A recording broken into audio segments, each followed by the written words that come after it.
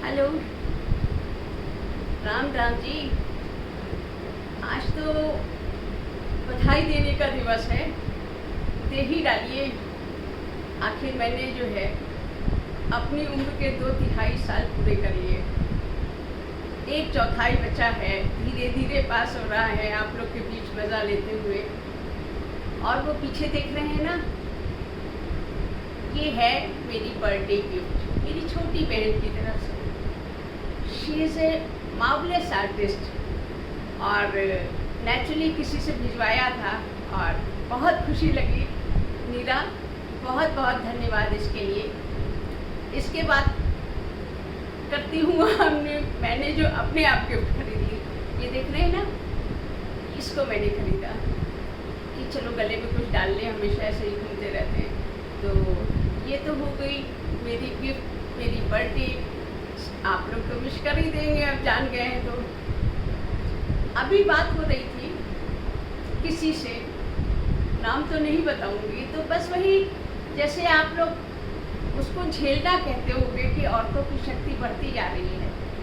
मेरी हम उम्र, लेकिन उनके मुंह से सुन के अच्छा लगा कि उन्होंने कैसे, मतलब कभी कभी ये होता था ना कि हस्बैंड्स लोग रोकते हैं काम करने से, या अरे क्या कर रहे हो तुम लोग, तो लेक्चरर की वाइफ हो, इंजीनियर की वाइफ हो, क्या ज़रूरत क्या है, घर संभालो, बच्चे संभालो। लेकिन माँ बाप तो हमेशा पढ़ाते हुए ये कहते हैं पहले अपने पैरों पे खड़ी हो जाओ, ताकि कोई दिक्कत आए तो ये हो जाए कि अपने पैरों पे खड़ी हो सकती है। अब ये अपने पैरों पे खड़े होने वाली शिक्षा, टेक्निकल भी ली, कभी बीएड किया, कभी एमएड किया, कभी पीएचडी किया, वो फिर वेस्टेज लगता है। कुछ लोग तो आसानी से कर लेने देते हैं, जैसे मैं महा की नालायक, पतिदेव कहते ही रह गए बैठ जाओ कंपटीशन में, बैठ जाओ। लेकिन तब तक स्वाति हो चुकी थी और मेरा मन भी नहीं तैयार होता था, सुविधाओं वाले घर में गई थी, तो मुझे लगा कि क्या करूँगी नौकरी करके, तो बस नहीं किया। लेकिन वो जो अपना किस्सा बता रही थी, मना किया गया। उन्होंने कहा अरे वाह, मैंने शादी के बाद इतनी मेहनत करके पीएचडी कंप्लीट किया। देखिए, लोहा लेने वाली स्त्रियाँ ऐसे होती हैं, और अगर आत्मविश्वास है खुद के ऊपर तो वो लोग जीतती हैं। ऐसे ही उन्होंने किया, शादी के बाद फर्स्ट क्लास एमए के बाद पीएचडी किया, और पीएचडी के बाद कोई अगर मान लीजिए हस्बैंड शुरू में ना साथ दे रहे हों, तो कोई ना कोई घर में ऐसे निकल आता है जो आपकी मदद के लिए खड़ा हो जाता है। जैसे मान लीजिए हम किसी बात पे घर पे विरोध हो तो 10 अब तो फेसबुक पे भी खड़े हो जाएंगे कि हाँ हम आपके साथ हैं। तो उनके साथ भी खड़ा हुआ। उन्होंने अल्टीमेटली कैसे लेक्चररशिप हासिल की और कैसे कैसे गुंडे छात्रों से निपटा, दम था। तो अच्छा लगा सुन के, मैं सुनती चली गई। उन्होंने कहा हाँ, पर्सनैलिटी हो तो ऐसी। मैं खुद भी इसी टाइप की रही हूँ, देखने में चाहे भोली भाली लगती रही हूँ, लेकिन जो है भिड़ती थी। गलत से मुझे कोई नहीं झुका सकता। तो ये तो रहा आज का आप लोगों से बातें पुराण पंचायत। और अब मैं आपको वो 2 कविता और कहानी सुनाती हूँ जो विषय आधारित थी, किसी ग्रुप में मिली थी और मन से लिखी थी। ये था विषय तूफान, मन के अंदर और बाहर। तो कैसे निपटा, क्या करा, तो पहले आप सुनिए मेरी कविता। उस कविता का शीर्षक मैंने दिया था काल विकराल। बाहर जो तूफान आया था अनुमान से परे, दिखाई देता भी कैसे, रेत का बवंडर था। मैं मल रही थी सूखी किरकिरी आंखों को। अकल्पनीय ज्वार भाटे सा जीवन को भी मार गया और हर जीवित की जीने की जिजीविषा को यंत्रवत पुतला बना जीवन युद्ध में धकेल गया। वो युद्ध जिसमें 2-2 हाथ करने में मज़ा ना आ रहा चुनौती एक तरफा थी, हौसला डूब गया। ये बहुत कुछ मैं कोरोना की तरफ इंगित कर रही हूँ।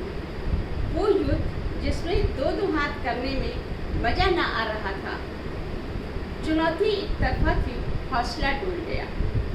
थी भागीरथ प्रयास की जरूरत शिव की लट खुलवाने की। थी भगीरथ प्रयास की जरूरत शिव की लट खुलवाने की, गंगा को पृथ्वी पर लाने की। मैं जूझ रही थी, ऐसे कैसे हार मान लूं। और अंदर जो बर्फीला तूफान था, वो अंगों को सुन्न किए जाता था। हिमखंड था जो पिघलने में भी ना आता था। सोच से परे सोच जमी जाती थी, सोच से परे सोच जमी जाती थी, कोई ऊष्मा नजर ना आती थी।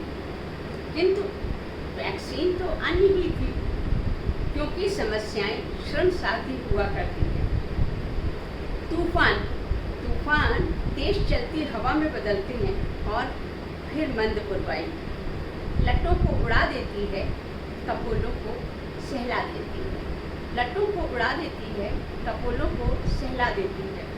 तूफान के बाद सुखद शांति छा जाती है, प्रकृति खिल जाती है। तो ये तो थी मेरी काल विकराल कविता। और अब मैं आपको मन के भीतर और बाहर लिखी हुई एक कहानी सुनाती हूँ। इसका नाम है कटु सत्य।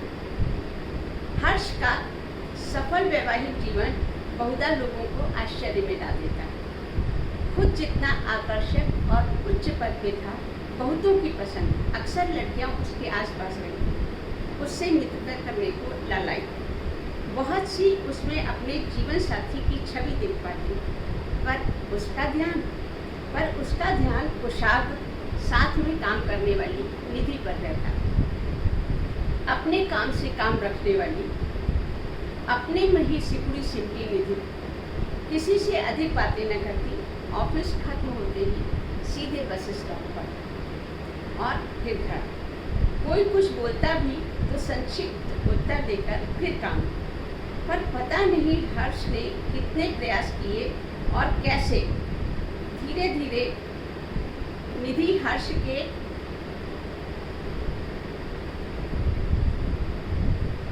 हर्ष के साथ हंसती बोलती नजर आने लगी।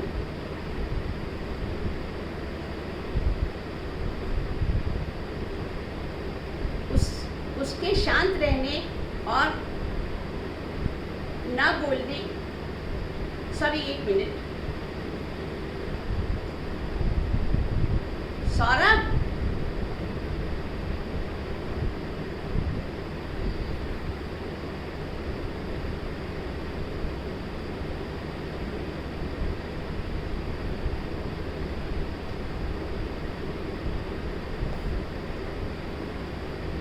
और उसके न बोलने के कारण उसका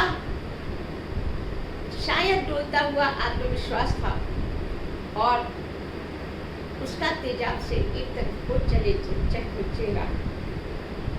पर धीरे धीरे वो हर्ष के साथ ऑफिस में दिखने लगी। दोनों अक्सर हंसते बोलते दिखते और लोगों को आश्चर्य होता, ये क्या हुआ। पर उन लोगों की दोस्ती बढ़ती ही जा रही थी। एक दिन वो लोग ऑफिस में प्रकट हुए और दोनों के गले में माला थी। कोर्ट में रजिस्टर्ड मैरिज करके आए थे। फिर तो पार्टी का समा बन गया। लोगों ने बधाइयाँ दी, उपहारों का आदान प्रदान किया और बहुत खुश थे दोनों। और ऑफिस वाले भी, जो ज़्यादा खुश नहीं थे, वो दिखावा तो कर पा रहे थे। और इस तरह से करते करते इन लोग की शादी के 3 साल बीत चुके थे। एक दिन उसी के ऑफिस में काम करने वाला प्रणय किसी बात को लेकर बहुत परेशान था। उसने सुना था शहर में एक स्वामी आए हुए हैं और लोगों की समस्याओं का समाधान करते हैं। नित्य शांति नाम था। प्रणय उनके आश्रम में पहुंचा, तभी उसने वहां पर हर्ष को देखा। और हर्ष को देख के फौरन ही वो पीछे हो गया और छुप गया एक तरह से। हर्ष स्वामी जी के सामने बैठा हुआ था और उसके हाथ जुड़े हुए थे। बोल रहा था, स्वामी मैं बहुत परेशान हूँ, मैं अपने दिल की बात किसी से नहीं कह सकता। मैंने निधि से प्यार किया था यकीनन, और मैं उसको अभी भी दुखी नहीं देख सकता, पर जाने क्या हो गया है मुझे लगा कि जो सहानुभूति थी उसको मैंने प्यार समझ लिया था। बहुत बड़ी गलती हुई मुझसे। अब निधि को किसी पार्टी में, किसी वैवाहिक समारोह में मुझे ले जाते हुए शर्म सी आती है और समझ नहीं आता कि क्या करूं, किससे अपने दिल की बात कहूं। कहते कहते हर्ष की आंखों में आंसू आ चुके थे और उसने स्वामी जी के पैर पकड़ लिए। स्वामी जी ने पूछा, अब मैं सच्चाई समझ चुका हूँ, पर मुझे कोई रास्ता नहीं सूझता, इसीलिए मैं आपके पास आया हूँ, कृपया मेरा मार्गदर्शन करें। ये कहते कहते वो लौट गया था स्वामी जी के चरणों में और प्रणय हक्का बक्का सा सोच रहा था। तो ये था सच। ये मन का तूफान जो हर्ष के मन में ठाठे मार रहा था, किसी से कह भी नहीं सकता था। लंबा प्यार चला था, लेकिन वो प्यार नहीं था, वो सिर्फ निधि का दुख दूर करना चाहता था। आप भी समझ गए होंगे, कई बार जीवन में ऐसी परिस्थितियां आ जाती हैं। हो सकता है कहकर पता नहीं उन लोगों का क्या भविष्य हुआ, पर मेरे दिमाग में आया, अक्सर ऐसा होता है कि हम जल्दबाजी में या थोड़ा टाइम लेके भी गलत कदम उठा जाते हैं और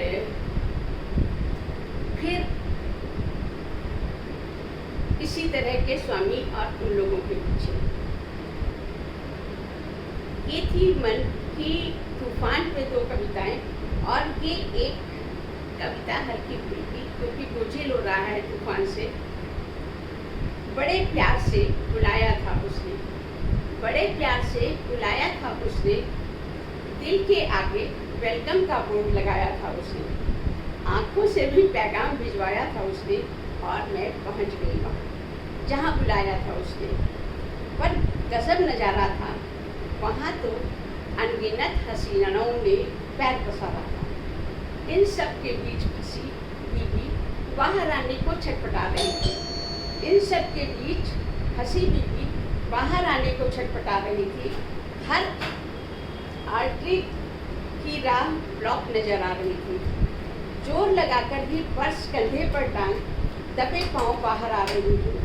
कान पकड़ बोल रही हूँ, तौबा अब ये दिल का खेल हमसे न होगा, अब यह दिल का खेल हमसे न होगा। तो ये तो थी एक हल्की फुल्की कविता जो माहौल को लाइट करने के लिए बर्थडे थी, और बीबी बेचारी कहाँ छटपटा रही थी। इसके साथ ही मैं आपसे विदा लेती हूँ। मिलूंगी फिर जल्दी अगले शुक्रवार। इस शुक्रवार का तो ये रहा।